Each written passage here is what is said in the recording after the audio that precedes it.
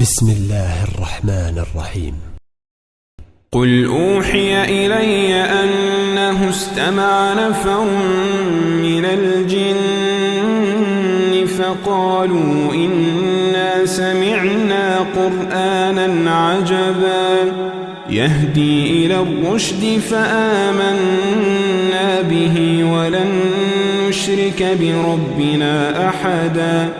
وأنه تعالى جد ربنا ما اتخذ صاحبة ولا ولدا وأنه كان يقول سفيهنا على الله شططا وأنا ظننا أن لن تقول الإنس والجن على الله كذبا وأنه كان رجال من الإنس يعوذون برجال من الجن فزادوهم رهقا وأنهم ظنوا كما ظننتم أن لن يبعث الله أحدا وأنا لمسنا السماء فوجدناها ملئت حرسا شديدا وشهبا وأنا كنا نقعد منها مقاعد للسمع فمن يستمع الآن يجد له شهابا رصدا وأنا لا ندري أشر أريد بمن في الأرض أم أراد بهم ربهم رشدا وأنا منا الصالحون ومنا دون ذلك كنا طرائق قددا وأنا ظننا أن لن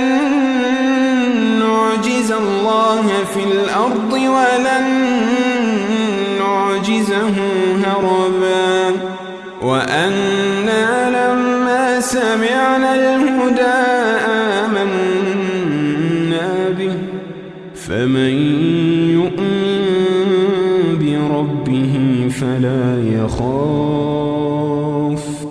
فلا يخاف بخسا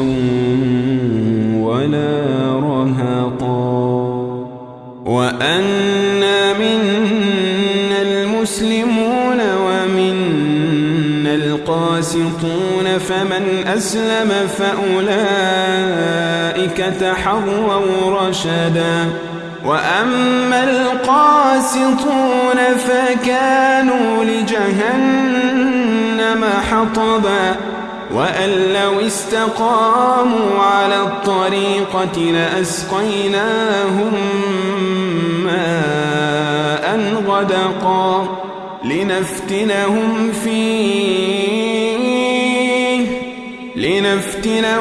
فيه ومن يعرض عن ذكر ربه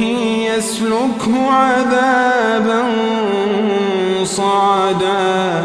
وأن المساجد لله فلا تدعوا مع الله أحدا وأنه لما قام عبد الله يدعوه كادوا يكونون عليه لبدا قل إنما أدعو ربي ولا أشرك به أحدا قل إني لا أملك لكم ضرا ولا رشدا قل إني لن يجيرني من الله أحد ولن أجد من دونه ملتحدا إلا بلاغا من الله ورسالاته ومن يعص الله ورسوله فإن له نار جهنم فإن له نار جهنم خالدين فيها أبدا حتى إذا رأوا ما يوعدون فسيعلمون من أضعف ناصرا وأقل عددا قل إن أدري أقريب ما توعدون أم يجعل له ربي أمدا عالم الغيب فلا يظهر على غيبه أحدا إلا من ارتضى من رسول فإنه يسلك من بين يديه ومن خلفه رصدا ليعلم أن قد أبلغوا رسالات ربهم وأحاط بما لديهم وأحصى كل شيء عددا.